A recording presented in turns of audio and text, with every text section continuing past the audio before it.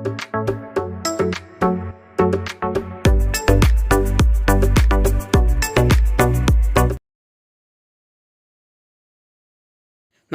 ഏവർക്കും study Nifty മലയാളത്തിൻ്റെ daily market ന്യൂസിലേക്ക് സ്വാഗതം. ഇന്ന് ജൂൺ 24 ചൊവ്വാഴ്ചയാണ്. ഇന്നത്തെ ഏറ്റവും ബ്രേക്കിംഗ് ആയിട്ടുള്ള ഒരു വാർത്ത, ഇസ്രായേലും ഇറാനും തമ്മിലുള്ള വെടിനിർത്തൽ സമയപരിധി ട്രംപ് പ്രഖ്യാപിച്ചതോടെ US ഓഹരി വിപണി ഇന്നലെ ഉയർന്നാണ് ക്ലോസ് ചെയ്തിട്ടുള്ളത്. കൂടാതെ ഇപ്പോൾ ട്രേഡിംഗ് ആരംഭിച്ചിരിക്കുന്ന US ഫ്യൂച്ചേഴ്സും യൂറോപ്യൻ ഫ്യൂച്ചേഴ്സും എല്ലാം ഉയർന്നു തന്നെയാണ് ട്രേഡ് ചെയ്യുന്നത്. വെടിനിർത്തൽ സമയപരിധി പ്രഖ്യാപിച്ചതോടെ കൂടുതൽ ഇടിവുണ്ടാക്കിയത് ഓയിൽ പ്രൈസുകളായിരുന്നു. ക്രൂഡ് ഓയിൽ ഏകദേശം 7% ഇടിഞ്ഞു. WTI 68ലേക്കും ബ്രന്റ് 71ലേക്കും ഇടിയുകയുണ്ടായി. ഇസ്രായേൽ ഇറാൻ യുദ്ധം ആരംഭിച്ചതിന് ശേഷമുള്ള ഏറ്റവും താഴ്ന്ന നിരക്ക് കൂടിയാണിത്. ഇനി ഇപ്പോഴും ബ്രന്റ് ഫ്യൂച്ചേഴ്സ് ഇടിവിൽ തന്നെയാണ്. $70 താഴെയായി 68.2-ൽ 1.19% ഇടിഞ്ഞാണ് ഇപ്പോൾ ട്രേഡ് ചെയ്യുന്നത്. WTI ഫ്യൂച്ചേഴ്സ് ഉള്ളത് $66.19 പെർ ബാരൽ എന്ന നിലയിൽ 3.39% കനത്ത ഇടിവിലാണ് ഇപ്പോൾ ഫ്യൂച്ചേഴ്സ് ട്രേഡ് ചെയ്യുന്നത്. വാറിന്റെ ചില അപ്ഡേറ്റുകളിലേക്ക് വന്നാൽ, ആണവ കേന്ദ്ര ആക്രമണത്തിന് പ്രതികാരമായി ഖത്തറിലെ US വ്യോമതാവളം ഇറാൻ ആക്രമിച്ചു. ഇപ്പോൾ വാരാന്ത്യത്തിലാണ് ഇറാനിലെ പ്രധാന ആണവ കേന്ദ്രങ്ങൾ US ആക്രമിച്ചത്. മറ്റൊരു പ്രധാനപ്പെട്ട ഇവന്റ് കൂടി ഇന്ന് നടക്കാനുള്ളത്, ഫെഡറൽ റിസർവ് ചെയർമാൻ ജെറോം പവലിന്റെ ഒരു സ്പീച്ച് കൂടി ഇന്നുണ്ട്. പവലിന്റെ ടെസ്റ്റിമോണി ഇന്ന് വിപണി ഉറ്റുനോക്കുന്ന ഒരു പ്രധാനപ്പെട്ട ഇവന്റ് തന്നെയാണ്. ഇതിൽ ഫെഡിന്റെ പണനയ റിപ്പോർട്ടിൽ നിന്നുള്ള പലിശ നിരക്കുകളെക്കുറിച്ചും സാമ്പത്തിക വീക്ഷണങ്ങളെക്കുറിച്ചുള്ള സൂചനകൾക്കുമായി വ്യാപാരികൾ കാത്തിരിക്കും. US ഇന്നലെ അവിടെ വലിയ ഇടിവുണ്ടാക്കിയത് എനർജി സെക്ടർ തന്നെയായിരുന്നു. ഏകദേശം 2.5% ഇടിഞ്ഞു. ഓയിൽ പ്രൈസുകളിൽ ഒരു ഇടിവുണ്ടാവുന്നത് ഇന്ത്യയെ സംബന്ധിച്ച് പോസിറ്റീവായിട്ടുള്ള കാര്യം തന്നെയാണ്. ഇനി US ലിസ്റ്റ് ചെയ്ത ഇന്ത്യൻ കമ്പനികളുടെ പ്രകടനത്തിലേക്ക് വന്നാൽ, ടെക്നോളജി സ്റ്റോക്കുകളിൽ ഇൻഫോസിസ് 2.35% ഉയർന്നു. വിപ്രോ ADR 1.68% നേട്ടമുണ്ടാക്കി. ബാങ്കിങ് സൈഡിൽ ICICI ബാങ്ക് 0.31% ഉയർന്നപ്പോൾ HDFC ബാങ്ക് 0.5% നേട്ടമുണ്ടാക്കി. ഡോക്ടർ റെഡ്ഡിയും 0.5% ഉയർന്നാണ് ക്ലോസ് ചെയ്തിട്ടുള്ളത്. ഇനി ഇന്നലെ യൂറോപ്യൻ മാർക്കറ്റുകൾ ഇടിഞ്ഞ് തന്നെയാണ് ക്ലോസ് ചെയ്തിട്ടുള്ളത്. ഇപ്പോൾ സമയം 6 മണി കഴിഞ്ഞ് 15 മിനിറ്റാണ്. US ഫ്യൂച്ചേഴ്സും യൂറോപ്യൻ ഫ്യൂച്ചേഴ്സും നല്ല നേട്ടത്തിൽ തന്നെയാണ്. S&P 500 0.52% നേട്ടത്തിലും ഡാക്സ് 1% മുകളിൽ നേട്ടത്തിലാണ് ഇപ്പോൾ ട്രേഡ് ചെയ്യുന്നത്. ക്രിപ്റ്റോ കറൻസിയിലേക്ക് വന്നാൽ, ബിറ്റ്കോയിൻ ഇന്നലെ $99,000 ടച്ച് ചെയ്തെങ്കിലും പിന്നീട് ഇപ്പോൾ 6% നേട്ടത്തിൽ $105,000 ട്രേഡ് ചെയ്യുന്നത്. ഗോൾഡിൽ ഇന്നലെ സ്പോട്ട് ഗോൾഡിൽ 0.5% നേട്ടമുണ്ടായി. ഇനി കേരളത്തിലെ ഗോൾഡ് പ്രൈസ് ഇന്നലെ പവന് 73,840 രൂപയാണ്. ഒരു ചെറിയ കാര്യം കൂടി ഒന്ന് സൂചിപ്പിച്ചുകൊണ്ട് നമുക്ക് മറ്റുള്ള വാർത്തകളിലേക്ക് കിടക്കാം. കഴിഞ്ഞ ദിവസം നമുക്കൊരു കമന്റ് വന്നിരുന്നു. നമ്മൾ ഫ്യൂച്ചേഴ്സിന്റെ റേറ്റ് പറഞ്ഞതിൽ ഒരു വ്യത്യാസമുണ്ട്. 200 പോയിന്റ്സ് ഗ്യാപ് ഡൗൺ എന്ന് പറഞ്ഞത് ഇപ്പോൾ 200 പോയിന്റ്സ് അപ്പാണ് എന്ന രീതിയിൽ ഒരു കമന്റ് ഒരു 2 ദിവസം മുൻപ് വന്നിരുന്നു. ഞാൻ ഈ വീഡിയോ ചെയ്യുന്നത് ഏകദേശം 4:30 മുതലാണ്. അപ്പോൾ ഈ 4:30 മുതലുള്ള സമയങ്ങളിൽ, പ്രത്യേകിച്ച് വാറൊക്കെ ഈ നടക്കുന്ന ടൈം കൂടി ആയതുകൊണ്ട് തന്നെ വലിയ വൊളറ്റാലിറ്റിയാണ് ഫ്യൂച്ചേഴ്സിലൊക്കെ വന്നുകൊണ്ടിരിക്കുന്നത്. ഇന്ന് തന്നെ ഞാനിപ്പോൾ ഇവിടെ US ഫ്യൂച്ചേഴ്സിൻ്റെ ടൈം ഞാൻ പറഞ്ഞു. ഞാൻ രാവിലെ 6:15 ആ ഡാറ്റ എടുക്കുന്നത്. ഒരുപക്ഷെ എൻ്റെ ഈ സുഹൃത്തുക്കൾ വീഡിയോ കാണുന്നത് രാവിലെ 8 മണിക്കോ 9 മണിക്കോ ആയിരിക്കും. ഈ വാറ് നടക്കുന്ന സമയമായതുകൊണ്ട് തന്നെ വലിയ വൊളറ്റാലിറ്റി ആയിരിക്കും. ഇപ്പോൾ പോസിറ്റീവിലുള്ള ഫ്യൂച്ചേഴ്സ് ഒരുപക്ഷെ നെഗറ്റീവിലേക്ക് പോയെന്നും വരാം. ഏതായാലും താങ്കൾ തെറ്റ് ചൂണ്ടിക്കാണിച്ചത് വളരെ നല്ല കാര്യം തന്നെയാണ്. അതുകൊണ്ട് പ്രത്യേകമായിട്ട് ഞാൻ ഡാറ്റകൾ എടുക്കുമ്പോൾ കൃത്യമായിട്ട് ആ ടൈം സൂചിപ്പിക്കുന്നതാണ്. ഇനിയും എത്തരത്തിലാണ് നമുക്ക് ഈ വീഡിയോ മെച്ചപ്പെടുത്തേണ്ടത്? നിങ്ങളുടെ കമൻസ് വളരെ വിലപ്പെട്ടതാണ്. എല്ലാവരും കമൻസ് രേഖപ്പെടുത്താൻ ശ്രമിക്കുക. മറ്റൊരു വാർത്തയിലേക്ക്. 2025 ഓഗസ്റ്റിൽ IPO ഫയൽ ചെയ്യാൻ ഫോൺപേ പദ്ധതിയിടുന്നു. പബ്ലിക് ഓഫറിങ്ങിലൂടെ $1.5 ബില്യൺ സമാഹരിക്കാനാണ് ലക്ഷ്യമിടുന്നത്. കമ്പനിയുടെ പ്രതീക്ഷിക്കുന്ന മൂല്യം ഏകദേശം $15 ബില്യൺ ആണ്. ആഗോള റീറ്റെയിൽ ഭീമനായ വാൾമാർട്ടിന്റെ പിന്തുണ കൂടി കമ്പനിക്കുണ്ട്. 2015 സ്ഥാപിതമായ കമ്പനിക്ക് ഏകദേശം 610 ദശലക്ഷത്തിലധികം രജിസ്റ്റർ ചെയ്ത കസ്റ്റമേഴ്സ് ഉണ്ട്. 34 കോടി രൂപ ദൈനംദിന ഇടപാടുകൾ കൈകാര്യം ചെയ്യുന്നു. ഇപ്പോൾ ലഭിച്ചിരിക്കുന്ന ഈ IPO വിവരങ്ങൾ അന്തിമമല്ല. അതിൽ ഇനി മാറ്റങ്ങൾ വരാനുള്ള സാധ്യതകളുമുണ്ട്. മറ്റ് സ്റ്റോക്ക് ന്യൂസുകളിലേക്കാണ്. അതിനു മുൻപ് ആർക്കെങ്കിലും നമ്മുടെ പെയ്ഡ് എഡ്യൂക്കേഷൻ ടെലഗ്രാം ചാനലിൽ വെറും 799 രൂപയ്ക്ക് ജോയിൻ ചെയ്യാൻ താല്പര്യമുണ്ടെങ്കിൽ തൊട്ടുമുകളിലെ വാട്സപ്പ് നമ്പറിൽ മെസ്സേജ് അയച്ച് ജോയിൻ ചെയ്യാവുന്നതാണ്. സ്റ്റോക്ക് ന്യൂസിൽ ആദ്യം ഇൻഡിഗോ എയർലൈൻസ് എന്ന കമ്പനിയാണ്. എയർ ഇന്ത്യ ആഭ്യന്തര ശേഷി താൽക്കാലികമായി 5% കുറയ്ക്കും. ഇത് ഇൻഡിഗോയ്ക്ക് പോസിറ്റീവ് ആവാൻ സാധ്യതയുള്ള ഒരു വാർത്തയാണ്. അടുത്തത് ടാറ്റ മോട്ടോഴ്സ് എന്ന കമ്പനിയാണ്. ഇന്ത്യയിലെ ഏറ്റവും വലിയ ഇലക്ട്രോണിക് കാർ നിർമ്മാതാക്കളായ ടാറ്റ മോട്ടോഴ്സ് പുതിയ ഇലക്ട്രോണിക് SUV ഹാരിയർ EVയുടെ പ്രാരംഭ വിലകൾ പ്രഖ്യാപിച്ചു. ഇപ്പോൾ പ്രഖ്യാപിച്ചിരിക്കുന്നത് റിയൽ വീൽ ഡ്രൈവ് മോഡലുകളുടേതാണ്. ജൂൺ 27-ന് 4 വീൽ ഡ്രൈവുകളുടെ വിലയും പ്രഖ്യാപിക്കും. അടുത്ത് സോന BLW എന്ന കമ്പനിയാണ്.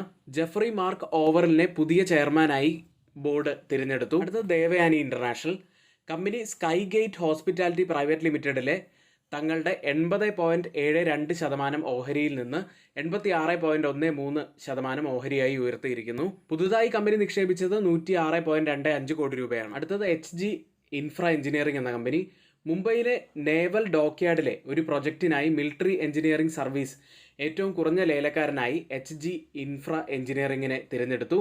117.17 കോടി രൂപ മൂല്യം വരുന്നതാണ് പ്രൊജക്റ്റ്. അടുത്തത് ലാർസൺ ആൻഡ് ടുബ്രോ എന്ന കമ്പനിയാണ്. ഇന്ത്യയിലെ ആദ്യത്തെ ESG ബോണ്ടുകൾ നാഷണൽ സ്റ്റോക്ക് എക്സ്ചേഞ്ചിൽ വിജയകരമായി കമ്പനി ലിസ്റ്റ് ചെയ്തു. നോൺ കൺവേർട്ടബിൾ ഡിബഞ്ചറുകൾ വഴി 500 കോടി രൂപ സമാഹരിച്ചു. അടുത്തത് ITI എന്ന കമ്പനിയാണ്. കമ്പനിക്ക് സെന്റർ ഫോർ ഡെവലപ്മെന്റ് ഓഫ് ടെലിമാറ്റിക്സിൽ നിന്ന് അന്തിമമായി 25 കോടി രൂപ ലഭിച്ചു. ഇതോടെ ബാംഗ്ലൂരുവിലെ ഇലക്ട്രോണിക് സിറ്റിയിലുള്ള 22.258 ഏക്കർ ഭൂമി അതിൻ്റെ ഇടപാട് 200 കോടി രൂപ പൂർത്തീകരിച്ചു കഴിഞ്ഞു. ഇന്ന് F&O സെഗ്മെന്റിൽ ബാനായ സ്റ്റോക്ക് ബയോകോൺ, RBL ബാങ്ക് എന്നിവയാണ്. ഇനി നമ്മുടെ സ്റ്റുഡൻസിന് ആർക്കെങ്കിലും ബിഗിനേഴ്സിനായിട്ടുള്ള സ്റ്റോക്ക് മാർക്കറ്റിന്റെ ബേസിക് കോഴ്സിൽ ജോയിൻ ചെയ്യാൻ താല്പര്യമുണ്ടെങ്കിൽ തൊട്ടുമുകളിൽ നമ്മളിവിടെ ഒരു വാട്സപ്പ് നമ്പർ നൽകിയിട്ടുണ്ട്. ആ നമ്പറിൽ മെസ്സേജ് അയയ്ക്കുക. ഈ കോഴ്സിന്റെ ഡീറ്റെയിൽസിലേക്ക് വന്നാൽ ഇപ്പോൾ റെഗുലർ ബാച്ചിന് പുറമെ ഒരു അഡീഷണൽ ആയിട്ടുള്ള വീക്കെൻഡ് ബാച്ച് കൂടി നമ്മൾ ആരംഭിക്കുന്നുണ്ട്. ഇന്ത്യയിലും വിദേശത്തുമൊക്കെയുള്ള നമ്മുടെ ധാരാളം സുഹൃത്തുക്കൾക്ക് ഡെയിലി ഉള്ള ബാച്ചുകളിൽ ജോയിൻ ചെയ്യാൻ കഴിയുന്നില്ല എന്നുള്ള ഒരു ബുദ്ധിമുട്ട് അറിയിച്ചതുകൊണ്ടാണ് നമ്മളിപ്പോൾ ഒരു വീക്കെൻഡ് ബാച്ച് കൂടി ആരംഭിക്കുന്നത്. ശനി ഞായർ ദിവസങ്ങൾ ഉച്ചതിരിഞ്ഞ് ഒരു 2 മണി മുതലൊക്കെ ആയിരിക്കും വീക്കെൻഡ് ബാച്ചിലെ ക്ലാസ്സുകൾ ഉണ്ടായിരിക്കുക. പുതിയ ബാച്ചിലും അതുപോലെ റെഗുലർ ബാച്ചിലും നിങ്ങളുടെ സീറ്റുകൾ ബുക്ക് ചെയ്യണമെന്നുണ്ടെങ്കിൽ ഇപ്പോൾ തന്നെ ഒന്ന് മെസ്സേജ് അയയ്ക്കുക. അടുത്തതായി ഇന്നലത്തെ FIDA ഡാറ്റയിലേക്കാണ്. FIS ഇന്നലെയും ബൈയിങ്ങിൽ തന്നെയായിരുന്നു. 5592 കോടി രൂപയ്ക്കാണ് അവർ ഇന്നലെ ബൈ ചെയ്ത്. DIS ആവട്ടെ 1874 കോടി രൂപയ്ക്ക് സെല്ല് ചെയ്തു. അതായത് ഇത്രയും വലിയ വാറൊക്കെ നടക്കുന്ന സമയത്തിലും FIS കഴിഞ്ഞ 5 ദിവസങ്ങളിലായിട്ട് തുടർച്ചയായിട്ട് ബൈയിങ്ങിൽ തന്നെയായിരുന്നു. ഏകദേശം 16,842 കോടി രൂപയ്ക്കാണ് അവർ കഴിഞ്ഞ 5 ദിവസങ്ങൾ കൊണ്ട് മാത്രം ബൈ ചെയ്തത്. അവരുടെ ഒരു കോൺഫിഡൻസ് ഇന്ത്യൻ മാർക്കറ്റിലുണ്ട് എന്നത് തന്നെയാണ് ഇത് സൂചിപ്പിക്കുന്നതും. ഏഷ്യൻ മാർക്കറ്റുകളിലേക്ക് 12 മണിക്കൂർ പൂർണ്ണമായ വെടിനിർത്തലിന് ഇസ്രയേലും ഇറാനും പൂർണ്ണമായി സമ്മതിച്ചിട്ടുണ്ടെന്നും അതിനുശേഷം യുദ്ധം അവസാനിച്ചതായി കണക്കാക്കുമെന്നും US president Donald Trump truth എന്ന സോഷ്യൽ മീഡിയയിൽ പോസ്റ്റ് ചെയ്തതോടെയാണ് ഇപ്പോൾ ഏഷ്യൻ മാർക്കറ്റുകൾ അടക്കമുള്ള US ഫ്യൂച്ചേഴ്സും യൂറോപ്യൻ ഫ്യൂച്ചേഴ്സും എല്ലാം തന്നെ പോസിറ്റീവിൽ നിൽക്കുന്നത്. ഏഷ്യൻ മാർക്കറ്റിൽ ജപ്പാൻ മാർക്കറ്റ് നിക്കി 1.21% നേട്ടത്തിൽ, സിംഗപ്പൂർ മാർക്കറ്റ് 0.77% നേട്ടത്തിൽ, തായ്വാൻ മാർക്കറ്റ് 2% മുകളിലും, കോസ്പി മാർക്കറ്റ് 2.5% മുകളിലും നേട്ടത്തിലാണ് ട്രേഡ് ചെയ്യുന്നത്. ഗിഫ്റ്റ് നിഫ്റ്റി ഇപ്പോൾ ഉള്ളത് 25,180 എന്ന നിലയിൽ 202 പോയിന്റ്സ് അപ്സൈഡിലാണ് ട്രേഡ് ചെയ്യുന്നത്. ഇപ്പോൾ സമയം 7 മണി കഴിഞ്ഞ് 10 മിനിറ്റാണ്. ഇപ്പോഴത്തെ ഒരു നില വെച്ച് നിഫ്റ്റിയിൽ ഏകദേശം 180 മുതൽ 190 പോയിന്റ്സിൻ്റെ ഒക്കെ ഒരു ഗ്യാപ്പ് അപ്പ് ഓപ്പണിങ്ങിനാണ് സാധ്യതയുള്ളത്. ഇന്ന് നമ്മൾ നിഫ്റ്റിയിലും ബാങ്ക് നിഫ്റ്റിയിലും ശ്രദ്ധിക്കേണ്ട ഏറ്റവും പ്രധാനപ്പെട്ട കുറച്ച് കാര്യങ്ങളിലേക്കാണ്. നിഫ്റ്റി ഇന്നലെ ക്ലോസ് ചെയ്യുന്നത് 24,972 140 പോയിന്റ്സ് ഇടിഞ്ഞാണ്. ഇന്നലെ ഒരു ഗ്യാപ്പ് ഡൗണിലാണ് നിഫ്റ്റി ആരംഭിച്ചെങ്കിലും പിന്നീട് ഒരു റിക്കവറിയാണ് നമുക്ക് മാർക്കറ്റിൽ കണ്ടത്. 24,800 മുതൽ 24,850 വരെയുള്ളത് വളരെ പ്രധാനപ്പെട്ട ഒരു സപ്പോർട്ട് സോൺ തന്നെയായിരുന്നു. അവിടെ നിന്നാണ് ഇന്നലെ തിരിച്ചു കയറിയത്. 24,700 എന്നത് കഴിഞ്ഞ തിങ്കളാഴ്ചത്തെ ലോ ആയിട്ടുള്ള ലെവലാണ്. ഈ ഒരു ലെവൽ ബ്രേക്ക് ചെയ്യുകയാണെങ്കിൽ നമ്മൾ കുറച്ചുകൂടി ഒന്ന് കോഷ്യസ് ആയിട്ട് ഇരിക്കേണ്ടതുണ്ട്.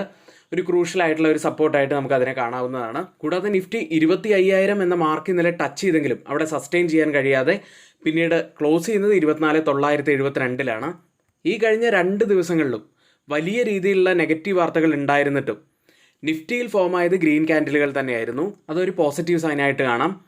പക്ഷേ നമ്മുടെ അപ്സൈഡിൽ ആ ഒരു റെസിസ്റ്റന്റ് ട്രെൻഡ് ലൈനിൽ കൃത്യമായിട്ട് ടച്ച് ചെയ്തിട്ടാണ് ഇന്നലെ ക്ലോസ് ചെയ്തിട്ടുള്ളത്. അതായത് അതിൽ നിന്ന് മിനിഞ്ഞാന്നൊരു ബ്രേക്ക് ഔട്ട് ലഭിച്ചെങ്കിലും, അതായത് വെള്ളിയാഴ്ച ഒരു ബ്രേക്ക് ഔട്ട് ലഭിച്ചെങ്കിലും ഇന്നലെ അതേ ലെവലിൽ തന്നെയാണ് നിഫ്റ്റി വീണ്ടും ക്ലോസ് ചെയ്തിട്ടുള്ളത്. ഏതായാലും അപ്സൈഡിൽ 25,100 മുതൽ 25,200 വരെയുള്ളത് വളരെ പ്രധാനപ്പെട്ട ഒരു റെസിസ്റ്റൻസ് ഏരിയയാണ്. ഈ ഒരു ഏരിയ ബ്രേക്ക് ചെയ്ത് ക്ലോസ് ചെയ്യുകയാണെങ്കിൽ മാത്രമേ നമുക്ക് കൂടുതലായിട്ട് ഒരു അപ്സൈഡിലേക്കുള്ള സാധ്യതകളെക്കുറിച്ച് കാണാൻ കഴിയുകയുള്ളൂ. മാക്സിമം ഓപ്പൺ ഇൻട്രസ്റ്റ് റൈറ്റ് ചെയ്തിരിക്കുന്ന കോൾ സൈഡിലെയും പുട്ട് സൈഡിലെയും സ്ട്രൈക്കുകൾ പ്രകാരം റെസിസ്റ്റൻസ് ആവാൻ സാധ്യതയുള്ളത് 25,000, സപ്പോർട്ട് ആവാൻ സാധ്യതയുള്ളത് 24,900. അടുത്തതായി change in open interest data പ്രകാരം കോൾ സൈഡിലും പുട്ട് സൈഡിലും വന്ന വ്യത്യാസങ്ങളാണ്. ആദ്യം 24,950 സ്ട്രൈക്കിൽ 53% വർധനവ് പുട്ട് സൈഡിൽ കാണാം, ലോങ് ബിൽഡപ്പാണ്. കോൾ സൈഡിൽ 136% വർധനവ്, ഒരു ഷോർട്ട് ബിൽഡപ്പാണ് കാണുന്നത്. 24,900 സ്ട്രൈക്കിൽ 32% വർധനവ് പുട്ട് സൈഡിൽ ലോങ് ബിൽഡപ്പ്, കോൾ സൈഡിൽ 56% വർധനവ്, ഒരു ഷോർട്ട് ബിൽഡപ്പും കാണാം. 25,000 സ്ട്രൈക്കിൽ 3% വർധനവ് പുട്ട് സൈഡിൽ ലോങ് ബിൽഡപ്പ്, കോൾ സൈഡിൽ 30% വർധനവ്, ഒരു ഷോർട്ട് ബിൽഡപ്പാണ് കാണുന്നത്. ഈ 3 സ്ട്രൈക്കും കമ്പയർ ചെയ്യുമ്പോൾ മാർക്കറ്റിനെ താഴേക്ക് കൊണ്ടുപോകാൻ കഴിവുള്ള കോൾ സെല്ലേഴ്സ് തന്നെയാണ് കുറച്ചുകൂടി ശക്തമായിട്ട് നിൽക്കുന്നത്. ബാങ്ക് നിഫ്റ്റിയിലേക്ക് 56,059 194 പോയിന്റ്സ് മാത്രം ഇടിഞ്ഞാണ് ബാങ്ക് നിഫ്റ്റി ഇന്നലെ ക്ലോസ് ചെയ്യുന്നത്. ബാങ്ക് നിഫ്റ്റിയെക്കുറിച്ച് നമ്മൾ പറഞ്ഞിരുന്നു, ഒരു കൺസോൾട്ടേഷൻ ഫേസിലൂടെയാണ് ഇപ്പോൾ കടന്നുപോയിക്കൊണ്ടിരിക്കുന്നത്. അതിൽ നിന്നും ഒരു ക്ലിയർ ആയിട്ടുള്ള ബ്രേക്ക് ഔട്ട് നമുക്ക് ലഭിച്ചിട്ടില്ല. ബാങ്ക് നിഫ്റ്റിയെ സംബന്ധിച്ച് മെയ് 8-ാം തീയതി മുതലുള്ള ആ ഒരു റെസിസ്റ്റന്റ് ട്രെൻഡ് ലൈൻ ഇനി ബ്രേക്ക് ചെയ്യേണ്ടതായിട്ടുണ്ട്. ആ ഒരു റെസിസ്റ്റന്റ് ട്രെൻഡ് ലൈൻ ബ്രേക്ക് ചെയ്യുകയാണെങ്കിൽ പിന്നീട് നമ്മൾ ആദ്യം ശ്രദ്ധിക്കേണ്ടത് 56,634 ആണ്. അതിനുശേഷം 57,400 ശ്രദ്ധിക്കേണ്ട ഒരു റെസിസ്റ്റൻസ് സോണാണ്. ഡൗൺ സൈഡിൽ നമ്മൾ ശ്രദ്ധിക്കേണ്ടത് 55,362 ഇനി ഒരു മാസത്തേക്ക് വെറും 799 രൂപയ്ക്ക് ആർക്കെങ്കിലും നമ്മുടെ പെയ്ഡ് എഡ്യൂക്കേഷൻ ടെലഗ്രാം ചാനലിൽ ജോയിൻ ചെയ്യാൻ താല്പര്യമുണ്ടെങ്കിൽ തൊട്ടുമുകളിലെ വാട്സപ്പ് നമ്പറിൽ മെസ്സേജ് അയച്ച് നിങ്ങൾക്ക് ജോയിൻ ചെയ്യാവുന്നതാണ്. ഇനി നമ്മുടെ ഫ്രീ വാട്സപ്പ് ഗ്രൂപ്പിൻ്റെ ലിങ്ക് നമ്മൾ കമൻറ്റ് ബോക്സിൽ പിൻ ചെയ്തിട്ടുണ്ട്. ആരെങ്കിലും ഗ്രൂപ്പിൽ ജോയിൻ ചെയ്യാൻ വിട്ടുപോയിട്ടുണ്ടെങ്കിൽ ആ ഗ്രൂപ്പിൽ ഫ്രീ ആയിട്ട് തന്നെ ജോയിൻ ചെയ്യാവുന്നതാണ്. ടെലഗ്രാമിൽ നമ്മൾ കൊടുക്കുന്ന എല്ലാ അപ്ഡേറ്റുകളും നമ്മൾ നമ്മുടെ വാട്സപ്പ് ഗ്രൂപ്പിൽ നൽകാറുണ്ട്. എല്ലാ എഡ്യൂക്കേഷണൽ വ്യൂസിൻ്റെയും ഒരു സ്റ്റാറ്റസ് നമ്മൾ അവിടെ അപ്ഡേറ്റ് ചെയ്യാറുണ്ട്. ഇനി ആർക്കെങ്കിലും പുതിയൊരു ഡിമാറ്റ് അക്കൗണ്ട് ഓപ്പൺ ചെയ്യണമെന്നുണ്ടെങ്കിലും ലിങ്ക് ഡിസ്ക്രിപ്ഷൻ ബോക്സിൽ നൽകിയിട്ടുണ്ട്, അതുവഴി ഓപ്പൺ ചെയ്യാവുന്നതാണ്.